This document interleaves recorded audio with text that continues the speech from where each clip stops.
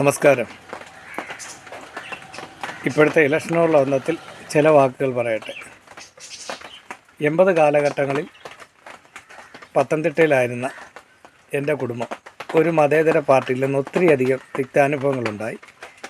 ഇപ്പോഴത്തെ മറ്റൊരു പ്രമുഖ മതേതര പാർട്ടിയിലേക്ക് മാറി. എൻ്റെ ബാല്യത്തിൽ ഒരു നേതാവ് അടൂർ വന്നതിനുള്ള ഒന്നത്തിൽ ഞാനും അവർ ക്ഷണിച്ചതിൻ്റെ ഫലമായിട്ട് പോയി. തിരിച്ചു വന്ന വഴിക്ക് പത്തനാപുരം പാലാഴി ബാറിൽ കയറി.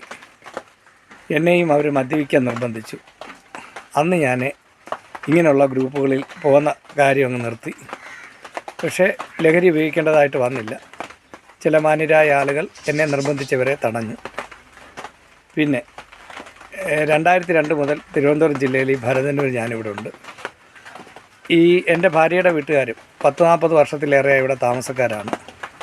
ആകെ കിട്ടിയത് 25,000 രൂപയുടെ ഒരു മെയിൻ്റനൻസ് മാത്രമാണ് ഈ 40 വർഷത്തിനകത്ത് കിട്ടിയത്.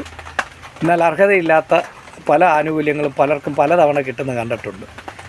എന്നാൽ എന്നെ സങ്കടപ്പെടുത്തിയൊരു കാര്യം എന്ന് പറഞ്ഞാൽ 30 വർഷത്തിലേറെയായി ഒരു വിധവയായ സഹോദരി ഒറ്റമുറി വീട്ടിൽ ഇവിടെ കഴിയുകയാണ്.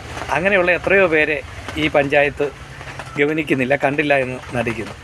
എനിക്ക് പറയാനുള്ളത്, നമ്മുടെ കേരളത്തിലെ, ഇന്ത്യയിലെ ഓരോ സംസ്ഥാനത്തിലെ ദുരിതാനുഭവങ്ങൾ നമുക്കറിയാമല്ലോ.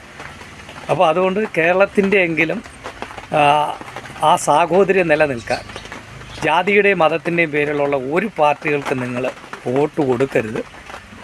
മറ്റൊന്നും പ്രതീക്ഷിക്കേണ്ട.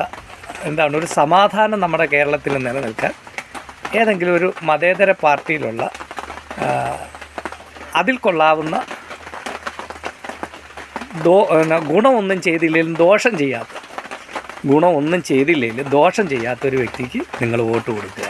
അതെൻ്റെ ഒരു സ്നേഹത്തോടു കൂടിയുള്ള ഒരു അഭ്യർത്ഥനയാണ്. പിന്നെ നിങ്ങളുടെ താല്പര്യം പോലെ. എന്തായാലും ഇന്ത്യയിലെ പല സംസ്ഥാനങ്ങളിലും അരങ്ങേറുന്ന ക്രൂരതകളും ദുഷ്ടതകളും, ജനത്തെ തമ്മിൽ തല്ലിപ്പിക്കുന്ന, അതുപോലെ തന്നെ മൃഗത്തേക്കാൾ അതമ്പതിച്ചുകൊണ്ടിരിക്കുന്നതായ ആ ഒരു അനുഭവം നമ്മുടെ കേരളത്തിനുണ്ടാകാതിരിക്കട്ടെ എന്ന് നമുക്ക് പ്രാർത്ഥിക്കാം.